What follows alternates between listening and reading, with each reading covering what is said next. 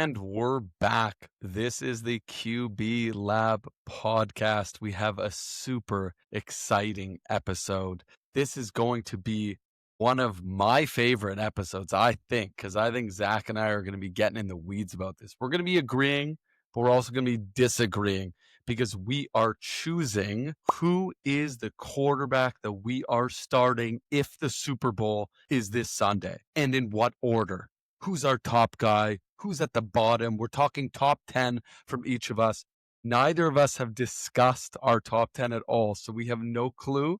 We might have the same list. We might have something totally different. We're going to start right off the bat. I'm your host, Jake. This is my co-host, Zach. We're getting right into it right now. And before we mention it, smash that subscribe button, hit that like button. We need the support. We continue to get more subscribers, so we love that. And as always, we're going to be putting out content throughout every single week, all the time. We got hot takes, whatever you need, all quarterback related, because this is a show about the greatest position in all of sports, the quarterback position. So Zach, are you starting? Am I starting? Who's laying Well, out their top guy? I'm willing to go number one first. I'm not actually happy about this one. Let's do it. But just to add on to your intro, which fantastic intro, because the Super Bowl would be Sunday in this theoretical example, all of the recency bias in the world gets kicked in. Who had a great week the last week back in week 9? Who's injured right now? All these things are fun little caveats. But I don't mind going first on this one. His numbers are good on the season. He's coming off of a terrible week though against that Buffalo Bills defense. I think number one is a clear Patrick Mahomes. I've got more data behind, but I'm more interested, Jake, who do you have number one if the Super Bowl was this Sunday? Oh my God. So I have to start by saying we got totally different lists, That's why we didn't clearly, talk. which is amazing. I mean, I'm not liking Mahomes at all. I got him way down my list. Where do you have him? falls Oh, in my no, we top 10. don't tell me where, actually. Don't tell me where. My number one is Josh frickin' Allen. Josh Allen has climbed up the ranks. I gotta tell you, before this past week, he was just barely scratching the top 10, and now I have him as my number one quarterback. And I want to tell you why, because his stats don't jump off the page. I mean, they're still impressive. Don't get me wrong. He's got 107 passer rating, which would be, I believe, record highs for him. So it is incredible, or I should say career highs. 1,833 yards passing, 13 touchdowns, 4 interceptions. So statistically speaking, he's been good. It's not elite, but he's been really good. That puts him at number 7 in the NFL right now. And to me, when I look at that stat, it's good enough. And seeing what he does on the field game in, game out. He has had some duds this season, but all you need to do is, like you said, recency bias. All you got to look at is the most recent game. He absolutely torched the Kansas City Chiefs, who have been a pretty good team as of late.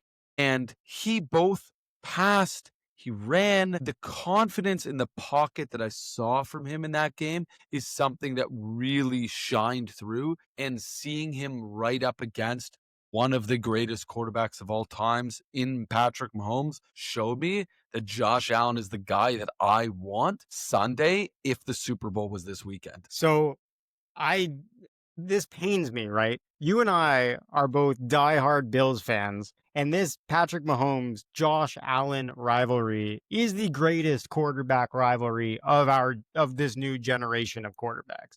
Hands down. My difficulty with this decision was that Josh Allen just slapped Patrick Mahomes this game. We watched it together. If I look at all of the data, right, this is where it gets a bit painful. Patrick Mahomes is leading the NFL in first downs. He's scrambling a lot, but he's still only second in the NFL in his scrambles. His completion percentage leaves things to be desired, but he's not turning the ball. I thought he was turning over the ball more than before I saw the data. The thing about Patrick Mahomes' game that I really admire is that he's kind of like a fighter pilot out there with how he's seeing everyone on the field. He always sees the open guy. And if I've just got one general that I need to rely on to make the right decision, that I know is effortlessly getting the ball all over the field, it's Patrick Mahomes. And if I compare that to Josh Allen has largely not had the deep ball this season. It seems like he's limited his scope to a much smaller area. And it makes me wonder if that's partially because of the wide receivers. Like, you don't have a crazy deep threat. I think in this past game, you had Dalton Kincaid really helping in the 10-yard plus area in a way that he wasn't doing in previous weeks. Keon Coleman was supposed to open up down the field for him, and he really hasn't been getting separation. He really hasn't been the guy like that. Josh Palmer, I think he was injured the last game, but he's had very few. He was also supposed to be one of these vertical extenders for the offense, and it didn't quite work out that way. And I also think that they're not relying on Josh Allen to be the main guy like they have in season past, because James Cook has been that darn good. That's looking like a killer signing, or a killer extension, I should say, considering it's not like it's a net new player to the team. If I'm just comparing it mano a mano, you know I love me some Josh Allen, but the stats of Patrick Mahomes being the reason the offense is moving the chains gives me that edge. Fucking traitor. You sicken me. I mean, okay, I understand all the things you're saying, but there is something that you didn't talk about, and that's running ability. You talked about scrambling, yes, but at the end of the day, you're in the Super Bowl. You want to score any way you can. Doesn't matter if it's pretty, doesn't matter how it's distributed. It matters how you gain yards and how you score the rock. And Josh Allen knows how to score the rock. Okay. He's got a ton of rushing touchdowns. Even just in this last week, had 2 rushing touchdowns. And I know they weren't, They're impressive dinky. touchdowns in any way. No, those are dinky touchdowns. I But think anybody is getting. I think Patrick Mahomes is getting those too.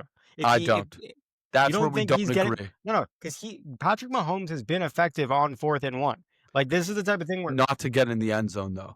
2 very different well, players. just because I think it's just because Andy Reid isn't relying on him to do it. I think when you've got Kareem Hunt, who's built for that, why are you risking getting your quarterback injured, especially if that quarterback is Patrick Mahomes? I guess right? for the Super Bowl, I want the guy that you can rely on in every regard. And you just gave the argument that No, that Mahomes cannot be necessarily relied no, upon no. because they have a more reliable running back. I That's wouldn't not what I put said. anyone That's not what I in said. terms of rushing. He is the most reliable player in the league. He's the guy that I would rely on for anything and everything. I'm a diehard ride and die, baby, Josh Allen. Okay, first of all, he's not more reliable than Jalen Hurts in 4th and 1. The date on that's pretty clear. The Nope. second piece of this, Wait, no. The data is not clear because the data only takes into consideration their situation, aka the best offensive line, the best center, the this, the that. I think that if you put Allen on the Eagles, believe me, Allen is doing way more damage than Jalen Hurts. They're in a different stratosphere. I actually think that's a pretty good take. The reason why I'd be inclined to disagree is because Jalen Hurts squats at a superhuman level. The way that he's pushing for, like Allen eats Jalen Hurts for breakfast. Sorry, no comparison. In general, yes. No, I'm in just saying every regard. I mean, fair enough. I've Josh obviously is got Josh, Josh Allen way baby. ahead, but okay, hold on. But what I said before, climbing up the rabbit hole, if you'll let me, is that Patrick Mahomes, he's still reliable in that 4th and 1 situation. Andy Reid is just not giving it to him in that situation. And it's not because he's not reliable. It's just because they potentially have an option they want to use more. But I do think in those situations, games on the line, 4th and 1, I'm not necessarily I'm not going to do a Josh Allen. Let's just go to the left and shimmy over here.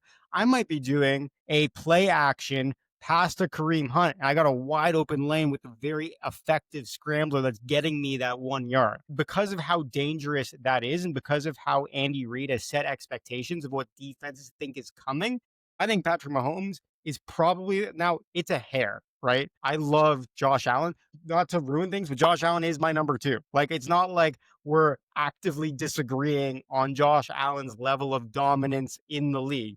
But this is a situation where Super Bowl's on the line. It's potentially affecting my dynasty. I'm not risking a ball getting stuck under the wall like the Toronto Blue Jays did in the World Series. I'm going with my tried and true multi-Super Bowl three-time Super Bowl champ?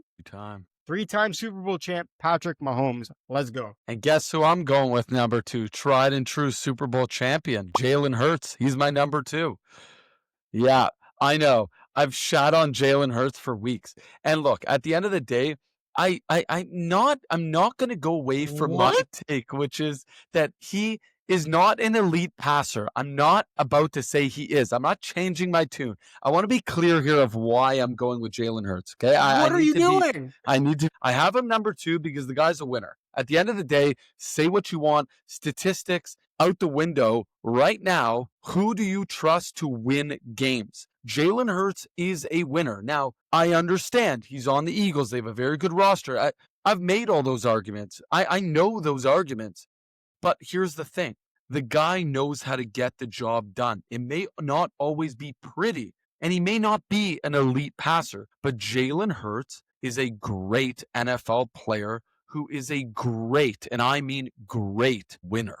That's why I have him as number 2. Okay. It's I they lost to the New York Giants, like a Jackson Dart led New York During Giants. the season, They lost to the Broncos, who like they're not exact like the Broncos are putting together their fair share of wins, he's but a I wouldn't Super say Bowl winning champion, and he is a trusted and reliable quarterback. okay. In what way?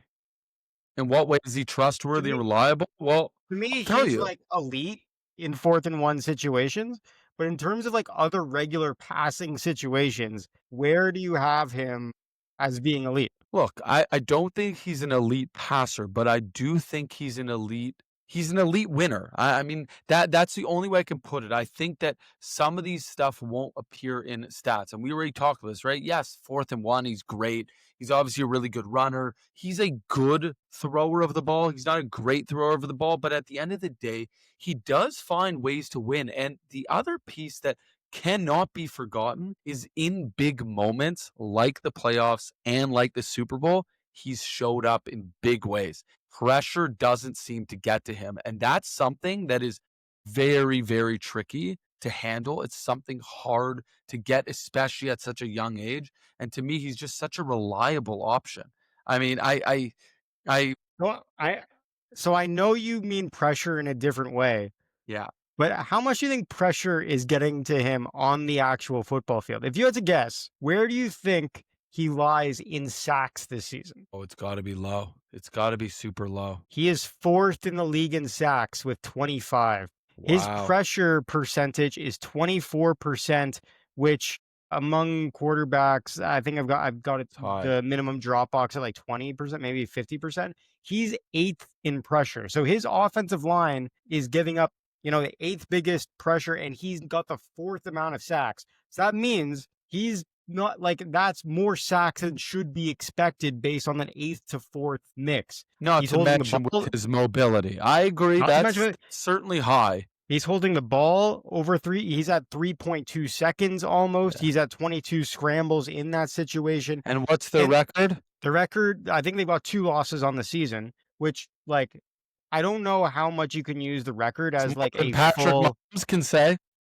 yes, but when a lot of those wins are against, not the best competition, it doesn't really matter to me that much that he can beat, the New York Giants in week 8. Like So that doesn't really matter to me in this argument. so speaking of wins against good or not so good competition, my number 3 quarterback is Drake Maye. Ooh, I almost put him that high and then I knocked him down lower. I have him there for 2 main reasons.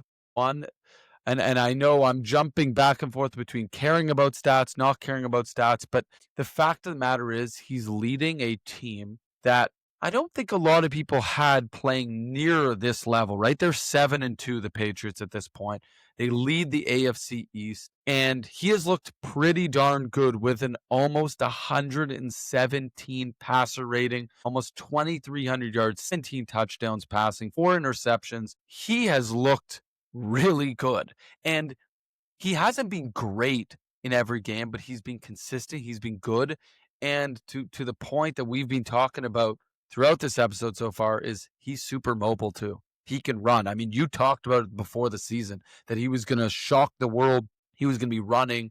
He was going to be super successful this year. And we've seen nothing but success from him. So to me, he's playing at an elite level. The guy deserves an elite spot at third for me for Super Bowl. If I had to pick a guy today, he's definitely third on the list for me. Okay. I had him. Okay. I had to go through this a number of times because this really pained me. I don't even know if I've got my top 10. Like by the end of this episode, my top 10 might change, but I'm locking it in. Drake Maye, I had at number 3 until I saw what his competition has been. And his It's bad. competition at this point in the season is not good. Like all the things you mentioned, let me just okay. Should I reveal where I have in my list or should I wait until we get there? Do you care? No, doesn't matter. Okay, I've got Drake Maye number 6. I got a number 6. Still So high. You have him still, high up too. So we both clearly really are impressed with him, oh regardless yeah, of the competition he's played. 9 games in, he's looked good. He's looked oh really yeah, good. oh yeah, 100%. So he's leading the league in scrambles. I didn't expect. Okay, let's just We take knew a it was moment gonna and be high appreciate. though. I think we could agree that we knew he was gonna be in the probably top 5 to top 7. I'm shocked that he's number 1. Is that what you just said? Number 1 in scrambles. Wow. He has more scrambles than Patrick Mahomes this season, and Patrick Mahomes didn't Yeah, he's have a running like receiver for crazy. the first couple of weeks of the season. So he's running like, you know who's third in the league in scrambles? Jaden Daniels. And he's played like He hasn't even not the played same. that much, I and he's know. been So, awful. yep, yeah, yeah. And Josh Although, Allen's fourth, by if the way. you watched him this week, before he got hurt, he was literally scrambling on, like, every play. Yeah, and he's not in my list, by the way. That elbow, that video is like crazy, right? Okay, so Drake Maye, he's scrambling the most while also having the highest completion percentage in the NFL. And what that means to me is Drake Maye is doing elite decision making because for you to have both is just an insane idea. And he's doing it with like a 3.07 seconds like of holding the ball. So he's very clearly reading the offense well, And which should. without an elite roster around him, that should be noted. So No what I elite wanted running, to no where I elite wanted to go receiver. there, yeah, where I want to go there is, you know how we were saying Jalen Hurts is getting pressured the 8th most of quarterbacks? Drake Maye is third. He's But he's 27.4% pressure handling rating. it So perfectly. yeah, so you don't have that offensive line situation fixed. But Mike Vrabel is letting Drake Maye be who I think he was designed to be and what we saw in college with scrambling at a high rate and completing at a high rate. And I know we both aren't the biggest Stephon Diggs fans based on what happened in Buffalo, but it's undeniable how big of an addition he's been to the offense. While he also has a deep threat in Butte that still has that amazing connection that we saw budding from last season. I think he's an incredible quarterback who's making a meteoric step up. Like none of us expected this development to happen this quickly. And it even pains me in a way to have him as low as 6th. But I just have to be realistic here. If the Super Bowl is this Sunday and you've got the pressure of the world on your shoulders, I don't have the evidence that Drake Maye has had that high pressure big game that I can be at. Now, if you want to come and say, hey, he beat Buffalo, I think that was a bullshit game. I saw the reffing in that game. I swear that the refs had Reffing the can be betting line bullshit in the on. Super Bowl too. It can, but I'm not gonna choose a quarterback based on what I anticipate the Yeah. refing is gonna be like. I'm gonna choose it based on what I think the Well, football yeah, is gonna be because like. then is there even a conversation? You're obviously taking Patrick Mahomes if it's Yeah, about the refs because he yeah, the pays the refs have refs. So. his credit card on file, ready to do whatever they want on it. But like for Drake Maye, I don't have the evidence of a big game. When I look at the data and the competition he's played, like his best games are against like Miami, Tennessee, and it's very much skewing the data in a way where it definitely helps I'm Drake itching. Maye a lot. I'm itching. Who's your third then to replace May? I need to know. Who is it? Okay. This shocked the heck out of me. I am genuinely not thrilled that this guy is this high on my list, but I am a sucker for the data. And the data is telling me that the quarterback I'm going, who do you think I'm going with based on your reaction already? I don't know why, but I feel like you're going Aaron Rodgers. I'm not going Aaron Rodgers. Aaron Okay. Rodgers' data is actually not as good. Is not very good. Okay. He's winning a lot, but he's got the lowest average depth of target in the NFL Yeah. by Yeah. quite a large. I'm not going that way. So you can calm down there. My number 3, if I'm starting the Super Bowl on Sunday, I'm going with, from last episode, the Madison Beer of the NFL, Justin Herbert. What? I don't Yep. even have him in my top 10. I never even wrote his name down. Well, I never that's a even wrote his problem. name down. That's a problem That's because crazy. if you Wow. look at He's your if third? Are you so if shitting me? That guy is such a loser. He can't win. He's the Madison Beer. We've been over this. He's a hot shot. He's a California cool looking kid, although he's not from California. Regardless, Justin okay, Herbert is your do, do, third quarterback if you're going to this. Wow. I am do you like, have a do you have a substantive reason to hate Justin Herbert? Because he's doing a lot of really good things on the football field. yes, he's the Philip Rivers. He's the guy that just like great stats, great arm, he can run, he can do it all, big, tall, smart player, but I just can't trust him because he's never shown me a good reason to trust him ever. I think that is potentially fair in the sense that like we've talked about this in previous episodes that we don't know if he has the winning Yeah. DNA. But if I'm looking at the stats, The stats are good. I agree. I'm seeing things from Justin Herbert that I wasn't as excited about in previous seasons. He's beating tough opponents. If you look at his schedule, is actually quite a difficult schedule to go through, and he's doing it while putting up the second most passing yards in the NFL. It's a You've good got balance this year. Yeah, they yeah, have you a good got week balance. 1 against him performing well against a great Kansas City defense. We got 3 weeks ago him performing well against the Indianapolis Colts. We got wins against the Washington Commanders, who I think are underrated. He's performed at a 74 rating according to PFF against the Denver Broncos defense. That's got That's to be the impressive. toughest defense to me in the NFL.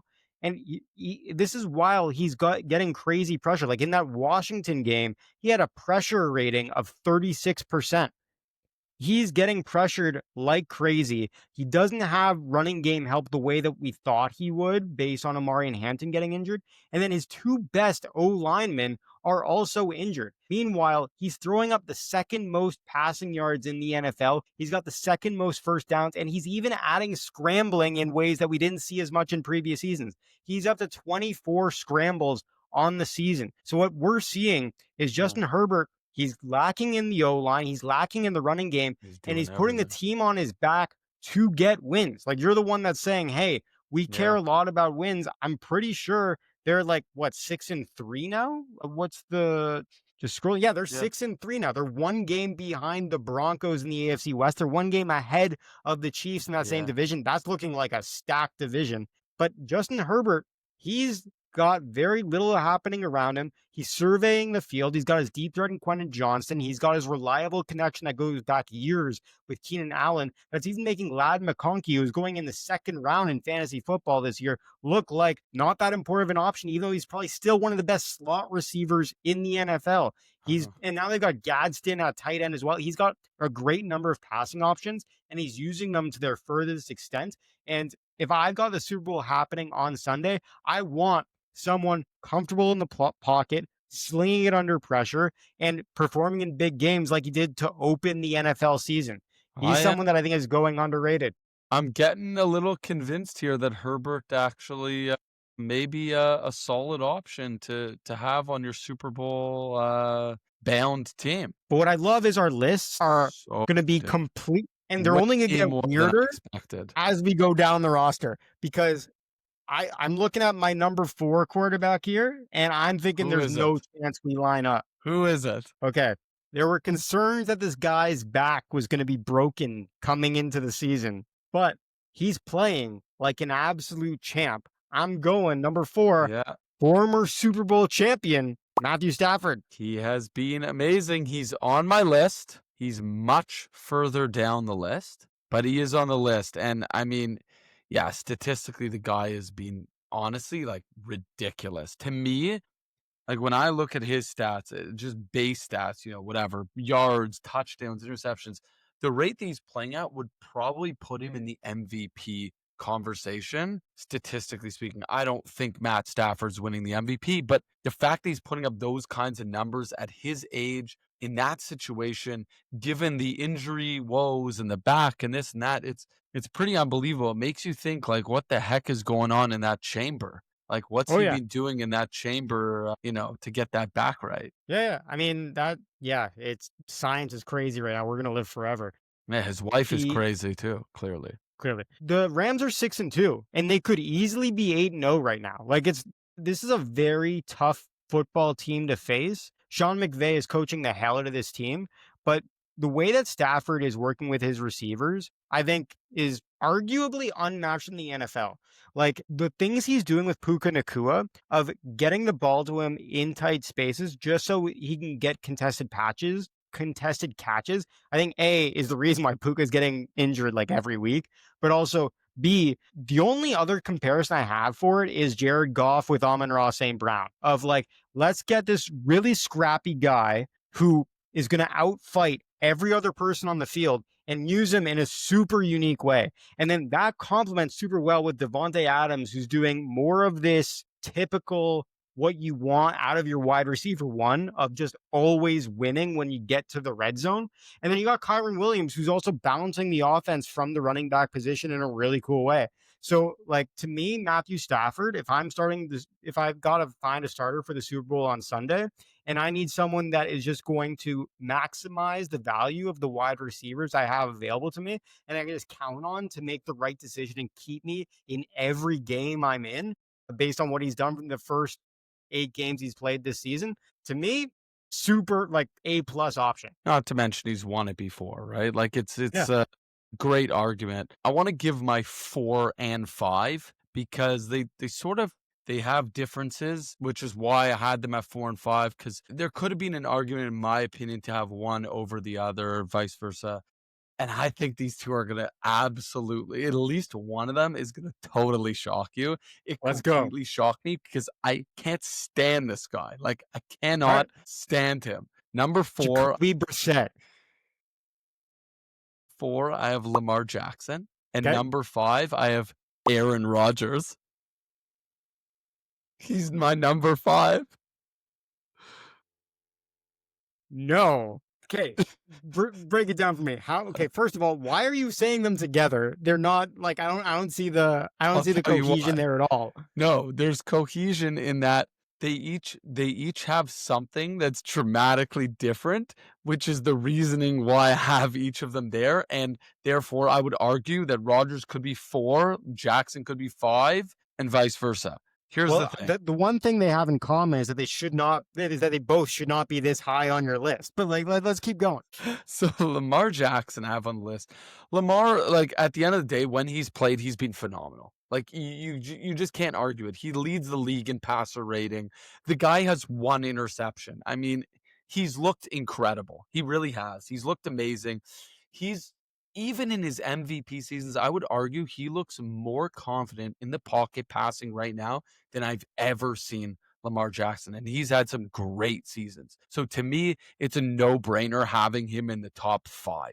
Like the guy is an elite player. Even with him not being quite as mobile from his injury, he's still a great player. He gets the job done. However, he sometimes has the winning issue, not winning in big moments, not winning on those pressure moments, which is why I have him at 4/5 because he's not elite. He doesn't make the top 2 or 3, but to me, 4/5 seems like a good fit. The Aaron Rodgers one is a more interesting one. Aaron Rodgers, I have him in the top 5 because Aaron Rodgers is a fucking dick.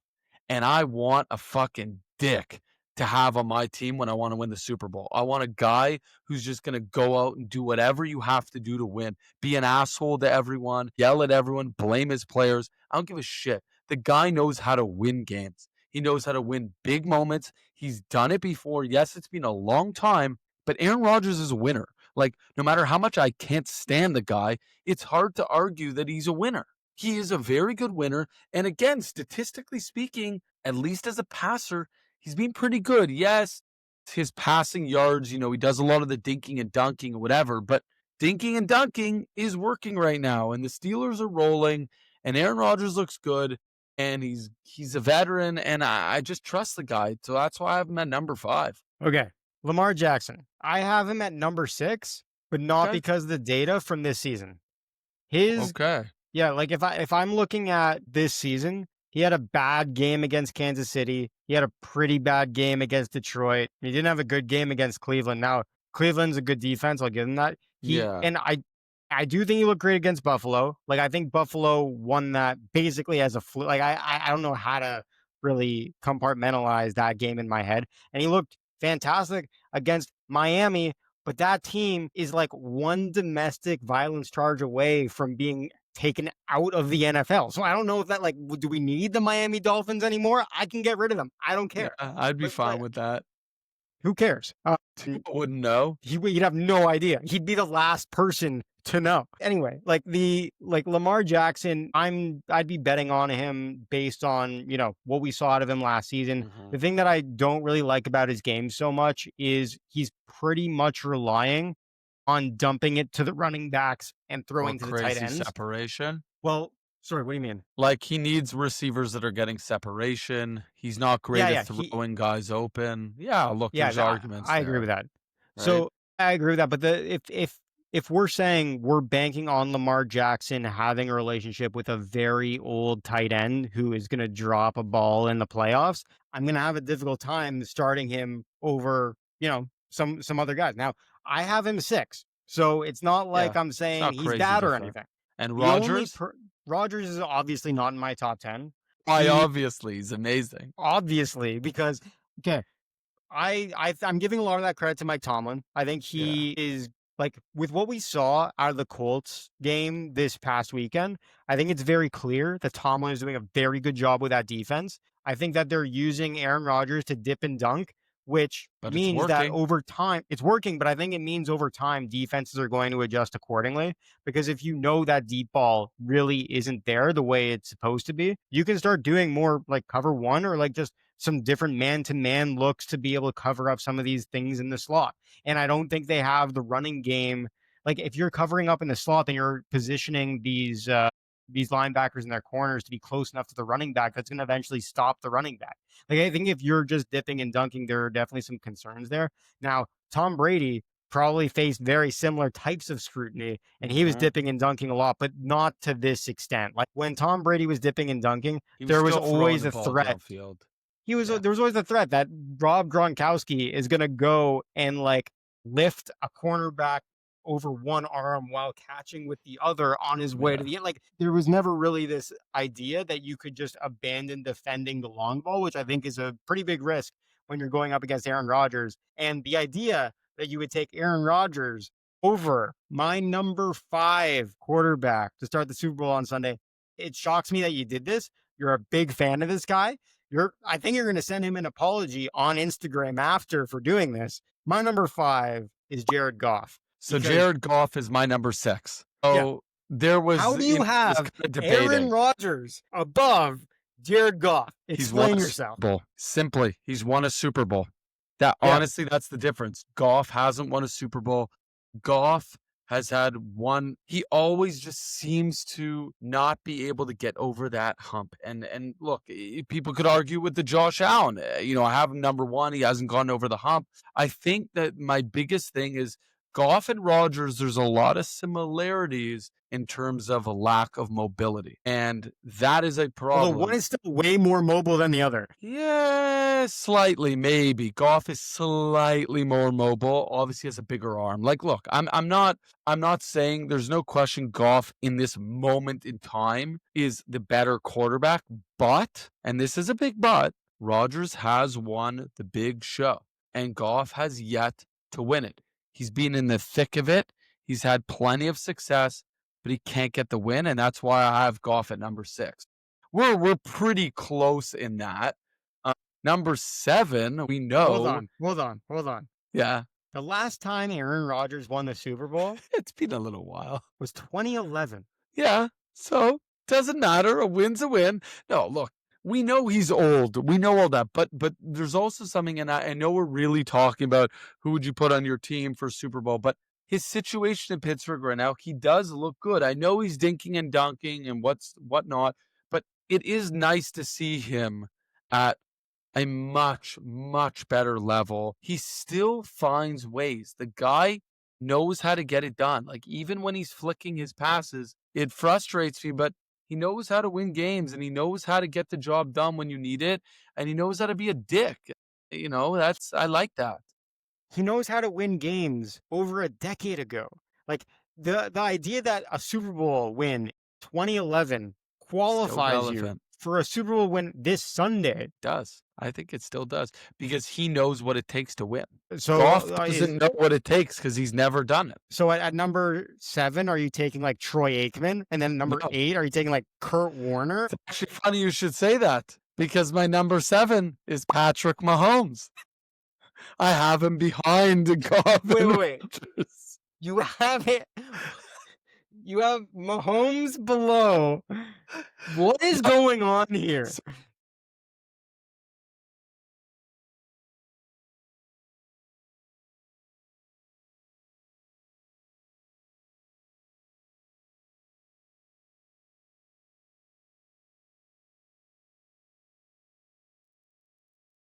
He's always pathetic against the Bills during the regular season.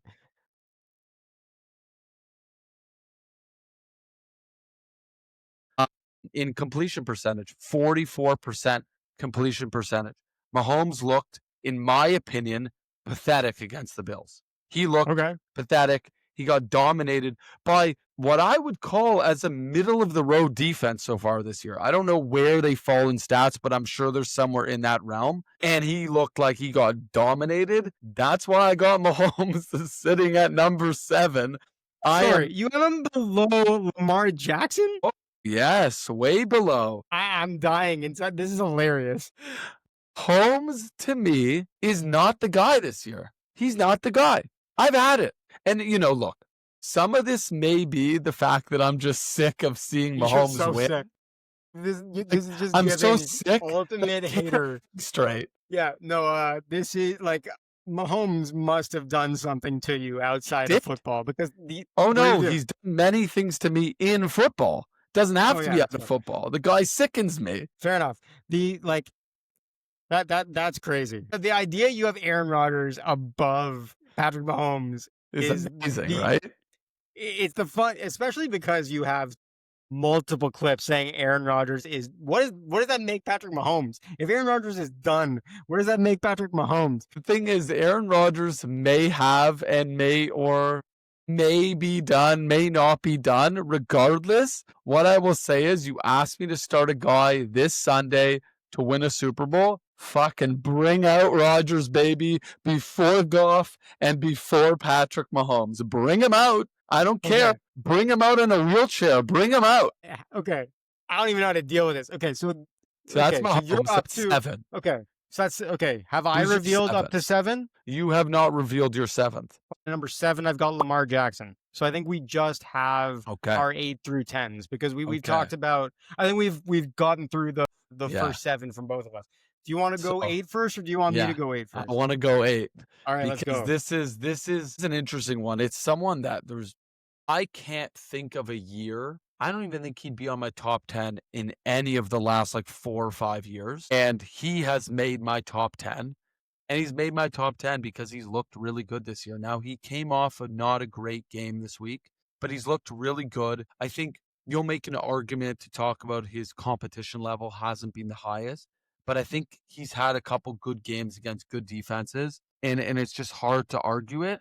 Daniel Jones. The guy has looked really, really good. I have him at number 8. I've been really impressed with him. Just seeing his pocket presence, seeing his comfortability. I think he's doing a really good job with obviously he's got a great run game, but with receivers that I would argue are not, top tier receivers. And I think Daniel Jones has looked really good. Daniel Jones' numbers are great. He's leading the league in passing yards. He's very high on first downs. I think, he's tied for 3rd. Although I probably need to do a better job on scrubbing his data of doing it on a per game basis, because I do think that's affecting the data here. He's got 14 touchdowns on 6 interceptions, which I'm not thrilled about. He's not turning the ball over a crazy amount. He's got a 1.8% turnover worthy play, and he is passing the ball downfield at 8 yards of his average out of the targets. 2,400 yards. Not in my top 10. Wow. So who's yours? Not in my top 10. Who do you have at 8?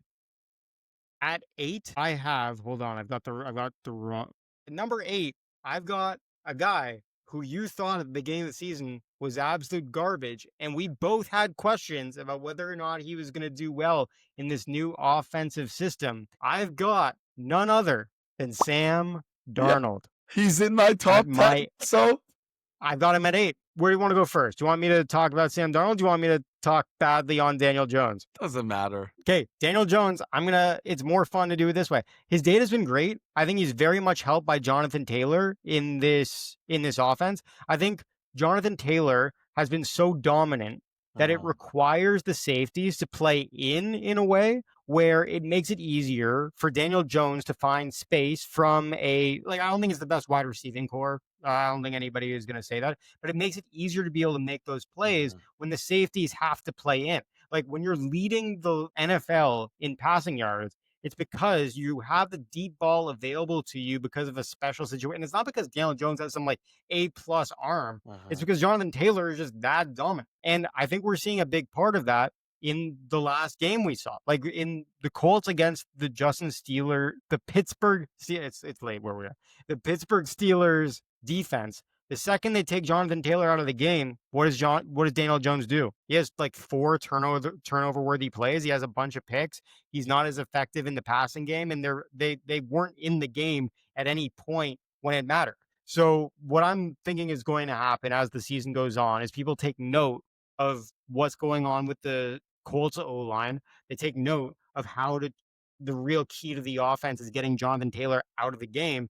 And overall, if I'm starting a quarterback on Sunday and I don't necessarily have Jonathan Taylor as my running back, I'm not thinking he's going to be a better guy than the other couple guys I have on the list. Now, I don't think Daniel Jones is like far out of the top 10. I think he might be like 11 to 13, somewhere in Uh-huh. that ranking. I didn't think about past top 10 that much, but I don't think he's better than the 3 guys I have on the list. Who's your next? Okay, I want to talk about Sam Darnold. Yeah, How high is he in your list? he's number 10. He's number 10. Okay, so you have your 9 to reveal, and I've got my 9 and my 10. Is that the idea? Yeah. Okay. So Sam Darnold is being used in a way that I would hope he would get used in, and I didn't think was going to happen. Like coming into the season, what I thought was going to happen was Mike McDonald was going to just run the ball mostly laterally and use the running game as like the definition of their offense. And I thought like JSN going back to last season has always been great as a deep threat, but I thought that because of the way they used him in previous seasons, that they were going to use him more in the mid game, not try to put too much pressure on Sam Darnold. But no, what they've said is Sam Darnold, we trust you to let it rip. And it is entertaining watching him sling the ball to Sam Darnold sling the ball to JSN, sling the ball to Horton, sling the ball to whoever's willing to catch it. Cooper Kupp has really been middling for I don't think he's really worth talking about. But if I'm looking for a guy that I'm going to put confidence in is going to let it rip and cause problems for the defense. So now you have to balance this really rough and tough running game with a deep ball that you have to defend against. It's a problem for the defense. And that's why, even though he's someone that we know in seasons past folds under pressure, he's someone that I'm willing to try to bet on ahead of the other options that are available to me. Yeah, I mean, look, I got Sam Darnold at number 10. I got no arguments there. I think he's looked really good, way better than anything I would have expected. And to me, I would just end it by saying that Minnesota made a massive, massive error in letting him go. I think the Vikings have something good in JJ McCarthy, but they could have easily had him sit at least for another season because Darnold to me looks like a really top tier quarterback right now, and that's why he's in my top 10. I fully agree. And I'm hoping that there's like looking back, I hope they have a real reason. The only thing I can think of is the Minnesota Vikings decided that they had other vulnerabilities where they needed to keep that quarterback contract on their books to be able to afford some of these other players. And they made the calculation that, Sam Darnold was just going to be too expensive and they would have to give up way more and potentially have liabilities that were glaring because that's the only like reasonable defense for. But otherwise, you and I both say it all the time. The quarterback is the most important position in the NFL. Figure the rest out through the draft. They made a mistake. And this is why my number 9, it's a very important quarterback. The guy has been great this year. I don't know how just looking at maybe he should have been higher. Geno Smith. Nah, I'm kidding. I mean, Matthew you did. Stafford is Okay, my okay, number 9. okay. Stafford's been great. Like, you already talked about this. The guy has been elite. Statistically, he's been elite. I mean, 21 touchdowns, only 2 interceptions, 113 passer rating, almost 2,200 yards. He's doing it all. Matt Stafford looks for real. He looks determined, and he looks like a hungry guy who really wants to win it all again. And to me, that's the kind of guy I want. I want a dog leading my team in the Super Bowl. So Matt Stafford is my final one that I'm going to note, and he's my number 9. So my number 9 shouldn't be contentious at all. My number 9, I'm going to take someone that I'm just taking out of retirement, and I'm going to start Tom Brady. No, I'm kidding. I'm kidding. That wasn't the goal of this podcast. It's I only mean, people to that be are. honest, I will say watching him, as a broadcaster, he still looks like he could play. Like, he's in ridiculous shape. Yeah. He's got all the cosmetic surgery in the Yeah. world. I don't know what's going on there, but I think it would get in the way of his football for sure. I think like he'd be worried about popping an implant. But the idea here. So my number 9 is Jalen Hurts, which I think is a pretty boring pick here. I I think mean, it's not that boring considering where I had him, no, it's you boring in the know? sense that like I'm Yeah, not gonna have to sell he you but on his no. positives. The thing is, I also can't get over how he has like AJ Brown is completely like just not using him to his full potential. Devontae Smith is an absolute dog that I think should be doing more in Well, a look, more this consistent is the basis. His argument that we keep running into is like, is it the quarterback or is it the roster around them? Look, I think when a quarterback has a bad roster around them and is still playing at a top tier or even elite level, that's how you know a guy's for real. When a guy has a great roster and is playing well, or is a great roster and playing okay, it's very muddy. It's hard to tell. Hurts is one of those. Like, obviously, I have him number 2. Okay, he's been a great winner. But at the end of the day, it's really hard to know if it's truly him or if it's the team. Like, so Josh the Allen, to me, there's no argument. We know it's him because the rest of the team outside of James Cook is not very good. You know, okay. you have other guys like, even like Patrick Mahomes, right?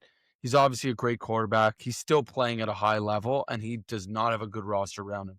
Like, those are the kinds of ways that I determine if a guy is really good. Where did you have Jalen Hurts again? Number 2. So if Jalen Hurts had, let's say, the LA Rams roster, where Yeah, you I like, mean, look, it's hard to argue that he'd be that good. I how do you have think him number 2?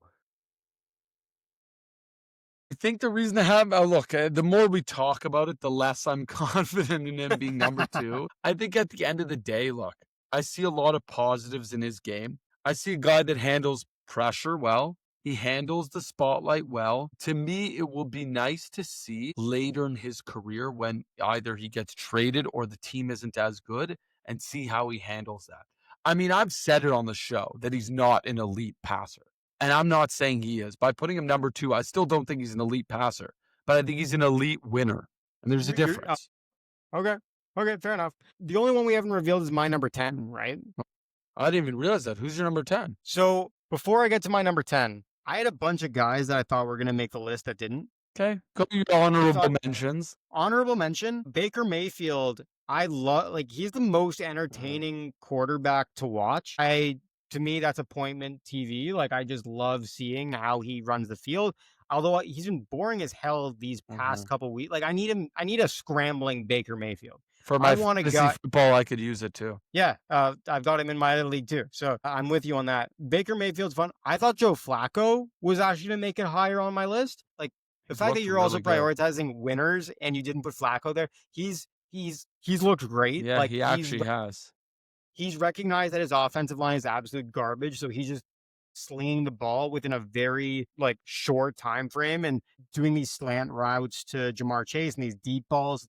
He looks like it calls into question how good Joe Burrow actually is if Joe Flacco can Hmm. come in immediately and be serviceable like this, Maybe which Joe is Burrow's not elite. well, we're definitely not starting him if the Super Bowl was this Sunday. So I thought those guys were going to be higher on my list, but my number 10 is Dak Prescott.